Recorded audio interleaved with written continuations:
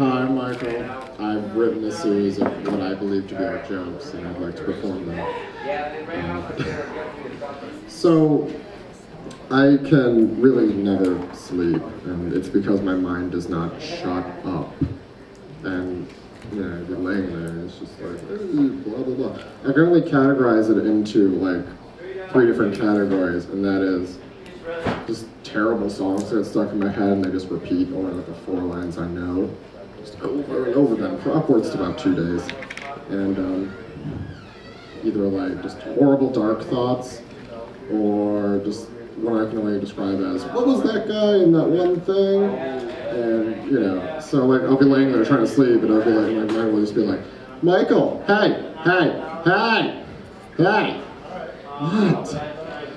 Who was that kid in the beginning of Jurassic Park that was like, oh, that's not very scary, that velociraptor looks like a 6-foot turkey, and then, you know, Alan Grant scares them with the velociraptor claw, and like, who was that? God, he must be like 30 by now. You know, velociraptors weren't 6 feet tall, they were actually like 2.5, 3. And I don't care, stop it, like, why? And, hey, Michael, what? Wouldn't it be terrible if your whole family died? Yes, that would be awful. Why? You know, it'd be even worse? No, what? If all your friends did too? No. What situation would that even happen in? It's like, yeah, or, but don't worry, Michael, I got something that'll cheer you up. What? Well, I don't want to hear it, but what? I don't want to wait for our lives to be over. It'd be so weird to be so weird.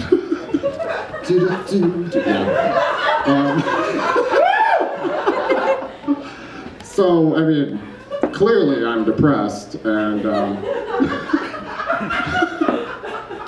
thanks. And, I was telling some friends about it, and they were like, well, if you're ever depressed, you can just call me, because I'll be there for you. I'm like, yeah, I'll be right over. And so I've started using that to my advantage when I'm just bored. So, you know, like, hey, I'm really depressed, can you come over? I need someone to talk to. And they'd be like, yeah, I'll be right over. Yeah. Oh, hey, can you bring beer? And we just do our normal thing, which is just play video games, but the best part is they let me win. So, yeah. And, what else? Okay.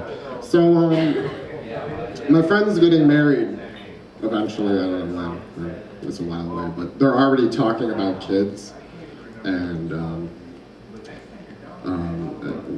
somehow it came up into conversation where they were like, oh my god, you could babysit for us. I was like, ooh. No,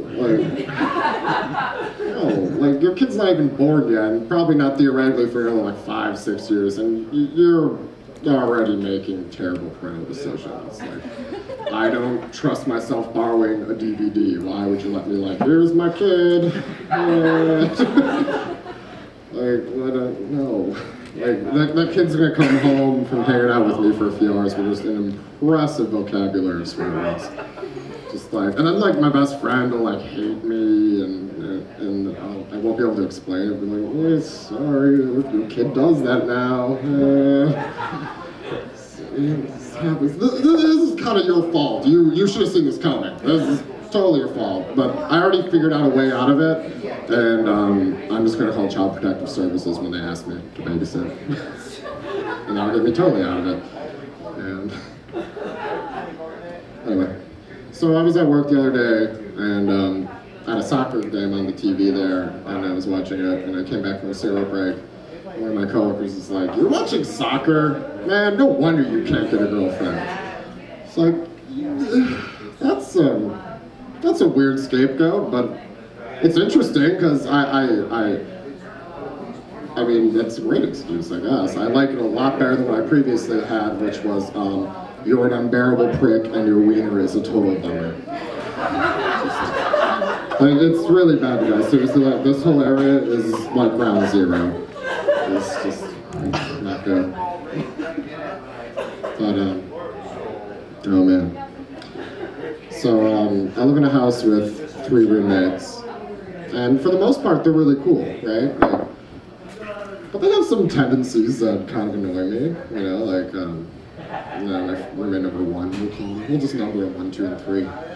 But, roommate number 1, I mean, she moved back in with us, and she brought her, cats with her, and the cats are really mean. Like, to my cat, I'm just a mean job. They try to kill me. Like, they try to murder me, like, because you'll be, like, walking around, and they'll be like, oh, hey, and they'll, like, rub against your leg, which gives that sense of security, like, oh. And then they stop, and they try to trip me, and they, like, bust my head open on an end table or something. But, they're also, like, the fattest cats I've ever seen in my entire life. Yes. Where, like, and, you know, she's in denial about it. She'll be like, oh, they're not fat, they're fluffy. I'm like, no. But as revenge for them killing me, I've renamed him to Precious and Pushed by Sapphire. But, and then my other roommate, he just watches television all day and doesn't share it, and eats all the food in the house and is really passive aggressive about stuff, like, oh, I did all the hard work by myself. Well, you didn't ask me to help, I would have. Yeah, it's fine. Yeah. You know, just like, oh, that's weird. Yeah. And then, like, roommate number 3 is just, oh God.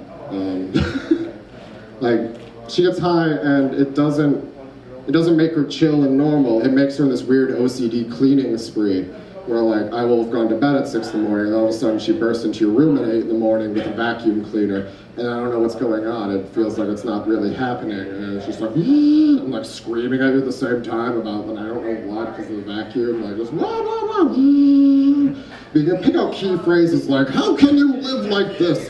The bathroom is atrocious. And I'm just like, shut up, Mom. Yeah, I hate that with my hands. Thanks. Good night.